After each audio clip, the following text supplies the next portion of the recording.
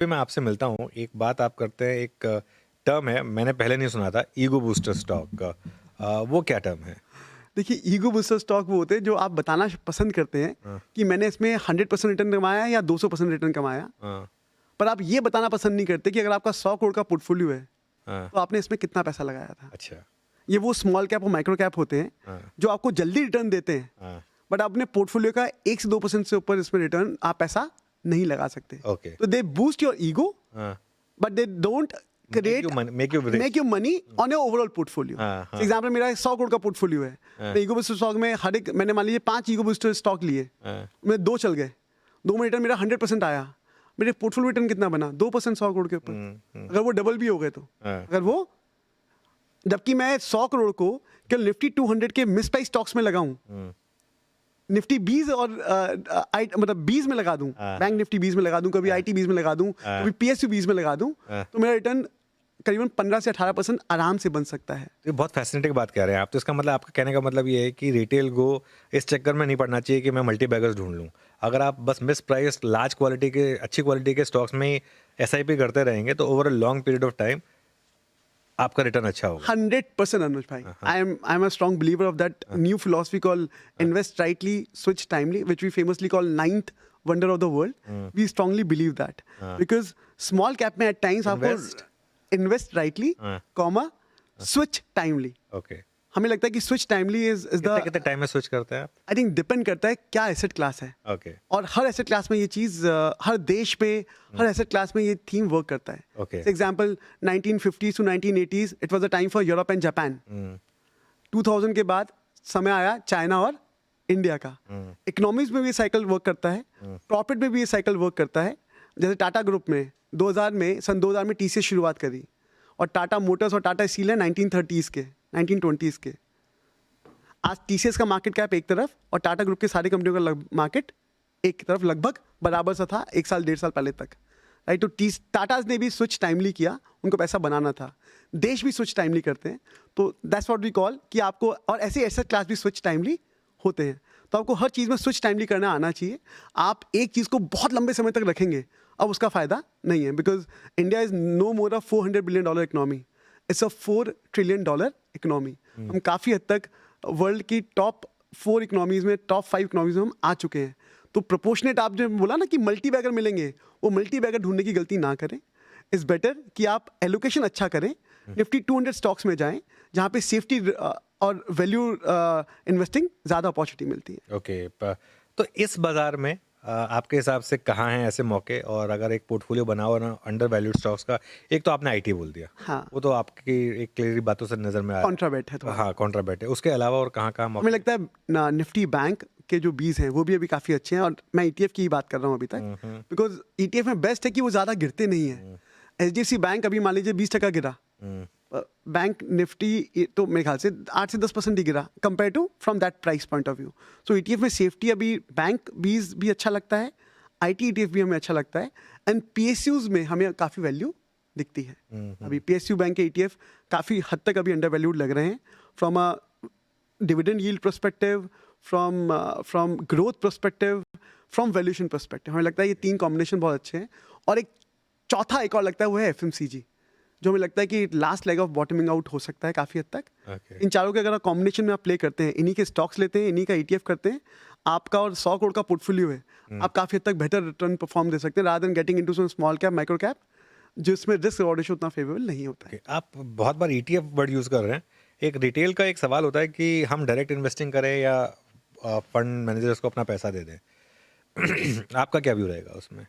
देखिए, मेरे हिसाब से तो आप फंड मैनेजर को पैसा दें, हुँ, ईटीएफ में इन्वेस्ट करें, वो ज़्यादा है, क्योंकि फंड मैनेजर को पता है कि मैंने कोई स्टॉक बाय किया है तो क्यों बाय किया है, हुँ, नंबर 1।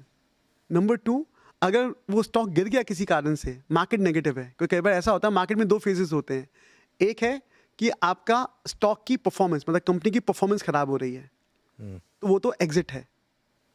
बट दूसरे ऑप्शंस होते हैं कि आपकी स्टॉक की परफॉर्मेंस तो अच्छी है, आपकी कंपनी का पीएनएल बढ़ रहा है, जैसे मैंने कहा कि काफ़ी कंपनियां हैं जो 20% कैगर से बढ़ रही हैं 5 साल से, पर स्टॉक प्राइस 5 साल के लो पे है। हुँ, तो फंड मैनेजर को पता है कि भाई प्रॉफिट्स में कोई दिक्कत नहीं है, सेल्स ग्रोथ में कोई दिक्कत नहीं है, अगर किसी कारण से ये स्टॉक गिर गया है तो मुझे एवरेज करना है। एक्चुअली रिटेल इन्वेस्टर अगर खुद इन्वेस्ट करता है तो उसको पता नहीं कि मुझे एवरेज कब करना है। और एवरेज करने के भी दो तरीके होते हैं। एक, या तो आप प्राइस में एवरेज करिए, अगर स्टॉक 30-40% गिर गया है और वो क्वालिटी स्टॉक है तो आप एवरेज करिए। दूसरा, या आपको 6 महीने बाद ही एवरेज करना है, आपको टाइम एवरेज करना है। हाँ। आपने वो आज 10 गिरा, आपने खरीद लिया, फिर 20 गिरा, आपने खरीद लिया, मतलब वो 50 गिर गया, फिर आप क्या करोगे? आपने तो पूरा लिक्विड कर दिया। तो एवरेज करने के भी दो तरीके हैं, या तो आप प्राइस से एवरेज करेंगे या टाइम से एवरेज करेंगे। ये आप भी बिलीव करते हैं, मैंने आपको कई बार सुना इस बारे में, है ना? तो उन दोनों को एवरेजिंग वो फंड मैनेजर को पता है, आपको नहीं पता है। आपको पता भी होगा तो आप डिसीजन नहीं ले पाएंगे, क्योंकि आपको कोई एक गाइडिंग फोर्स नहीं होगा। आप एवरेजिंग करते हैं वैसे? हम करते हैं, क्योंकि हमारे स्टॉक्स में हम पहले क्वालिटी देखते हैं। अच्छा। हम किसी भी ऐसी कंपनी में नहीं जाते जहां सेल्स की ग्रोथ कम हो रही हो। ओके। हम किसी भी ऐसी कंपनी को चूज नहीं करते जहां प्रॉफिट में ग्रोथ डिक्लाइन आ रही हो। हम ऐसी कंपनियां चूज करते हैं जहां सेल्स और प्रॉफिट तो ग्रोथ में है, पर मार्केट खराब है तो हमें प्राइस अच्छा मिल रहा है। तो क्या स्टेज आती है जिसमें आपको लगता है कि नहीं यार एवरेजिंग नहीं करनी चाहिए थी, इसको तो आप लोवेस्ट भाव पे भी बेच देते हैं? देखिए, उसमें केवल 3-4 फैक्टर्स होते हैं। सबसे पहले मैनेजमेंट की गाइडेंस। अगर मैनेजमेंट ही अपनी कमेंट्री में बुलिश नहीं है, आपको याद होगा 2021 के अंदर एक थीम आया था स्पेशलिटी केमिकल्स का। 10 रुपए का स्टॉक, 20 रुपए का स्टॉक 300 पहुंच गया था। उसके बाद से उसका क्या हुआ? ठीक बात है। ठीक है। एक बार आया था रेलवे स्टॉक का थीम आया था। 10 गुना हुए थे स्टॉक्स एक साल में। हाँ, ठीक है ना? तो जब भी आपका स्टॉक फंडामेंटल से बहुत आगे निकल जाए, it's a time to sell. यह है प्राइस एक्शन के हिसाब से।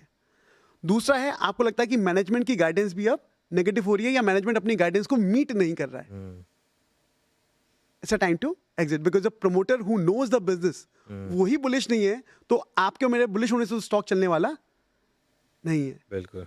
दूसरा। तीसरा, जहां प्रमोटर कॉन्टिन्यूसली उसको कैश आउट कर रहे हैं अपनी प्रमोटर होल्डिंग, और कम कर रहे हैं प्रमोटर होल्डिंग। कोई जब प्रमोटर का विश्वास नहीं है कंपनी में, तो आपके मेरे विश्वास से कंपनी चलने वाली, we are merely a minority share holders. ये 3 चीजें। और चौथा, ऑफकोर्स, अगर प्रॉफिट गिर रहे हैं और सेल्स गिर रहे हैं तो हम एग्जिट करना पसंद करेंगे at any point, and rather will shift to something else जहां हमें ग्रोथ दिखती है, because market only reward growth और वैल्यू। तो जो लोग हायर लेवल पे फंसे हुए हैं, उनके लिए आपकी क्या सलाह है? जो 26,000 के निफ्टी पर लेके बैठा हुआ है, उनके लिए क्या सलाह है? मेरी एक बड़ी पर्सनल सलाह है उनके लिए मनोज भाई। एक तो उनको एक मिथ हटाना पड़ेगा, क्योंकि मैंने जब भी रिटेल इन्वेस्टर से बात करता हूँ, नॉट फैमिली ऑफिसेस, उनको एक मिथ है कि निफ्टी ऊपर जाएगा तो मेरा पोर्टफोलियो ऊपर जाएगा। ये एक्चुअली फैक्ट नहीं है। ठीक बात है। क्योंकि रिटेल इन्वेस्टर कभी भी निफ्टी के स्टॉक्स में इन्वेस्ट, सही बात है, वो तो मिड कैप स्मॉल कैप में ही होते हैं ज्यादातर। हाँ, small cap, even micro cap, जो मैंने नाम भी नहीं सुने होंगे। सही बात है। क्योंकि किसी ने उनको टिप दी टेलीग्राम के ऊपर, किसी ने उनको टिप, तो हम जनरली कहते हैं अगर आप न्यूज़ पे काम करोगे तो न्यूज़ बन जाओगे।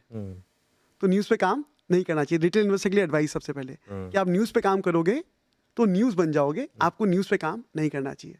नंबर 2, क्वालिटी स्टॉक्स में ही इन्वेस्ट करना चाहिए जहां आप एवरेज कर सकते हो।